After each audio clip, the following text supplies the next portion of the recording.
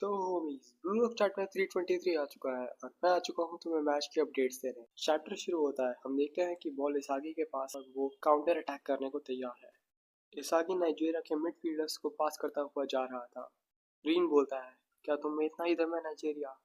अगर तुम्हें world best बनना है तो तुम्हें ब्लू लॉक को सरपास करना होगा। तुम्हें मेरे ब्रेन को सरपास करना होगा। इस टाइम वो इसागी की बात कर रहा था शायद। तभी आई को इसागी को बोलता है कि जो तुम उन्हें ताने दे रहे हो उन्हें थोड़ा संभाल कर इस्तेमाल करो। ईगो ने हमें कहा था कि उन्हें जीरो पर ही रखना है। उनका मोरल अब भी डाउन है, तो तुम उन्हें मोटिवेट क्यों कर रहे हो? तभी सागी बोलता है, अगर इनमें से एक भी जाग जाता है तो मैं एक नई फॉर्म ऑफ सॉकर एक्सपीरियंस कर पाऊंगा। तभी ऑलिवर मन में बोलता है, यार ये कितना लालची है। तभी सागी कहता है कि मैं बैकलाइन आप पर छोड़ रहा हूँ कैप्टन, और वहां से चला जाता है। ऑलिवर कहता है कि क्या तुम मुझे टेस्ट कर रहे हो एगोइस्ट? तभी हम देखते हैं कि बादशाह नाइजीरिया के डिफेंडर्स को क्रॉस करता हुआ जा रहा था और उसी बीच एक डिफेंडर उसके सामने आ जाता है, तो बादशाह वो बॉल रियो को पास कर देता है। पर रियो तक पहुंचने से पहले डिफेंडर ओबोना उस बॉल को अपने हेडर से निकाल लेता है और वो बॉल कुसो को पास कर देता है और कुसो उसे डैश करता हुआ निकाल लेता है। कुसो मन में कहता है, ओनाजी, तुमने हमें एक जीने की होप दी है और साथ ही वर्ल्ड कप जीतने का सपना भी। वो नाजी से बोलता है, being with you was so fun, it was like a dream. लेकिन तभी हमें पास्ट का सीन दिखाया जाता है। कुसो कहता है कि ओनाजी, टाटा कह रहा है कि हमारे अटैक पैटर्न्स इंक्रीज नहीं हो रहे हैं। हम जीत तो रहे हैं पर हमारी स्कोरिंग पावर घटती जा रही है। अगर ऐसा ही चलता रहा तो बाकी टीमों को हमें पछाड़ देने का मौका मिल जाएगा।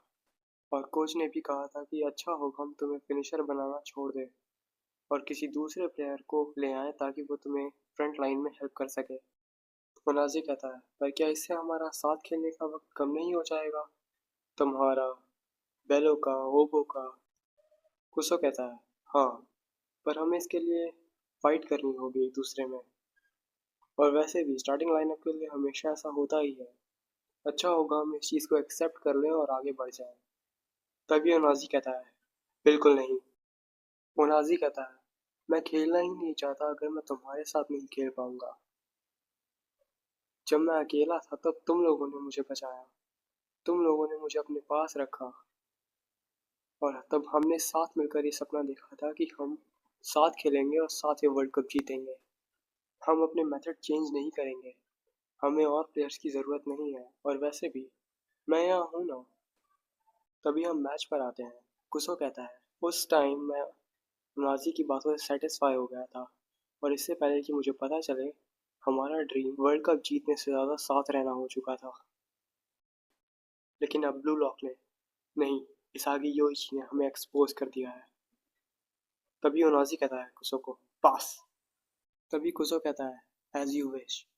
लेकिन ओनाजी, जब तक तुम हमें छोड़ नहीं देते तुम आगे नहीं बढ़ पाओगे। ब्लू लॉक ने तुम्हारे अंदर के ईगो को जगाकर तुम्हें अपने लिए लड़ना सिखाया है।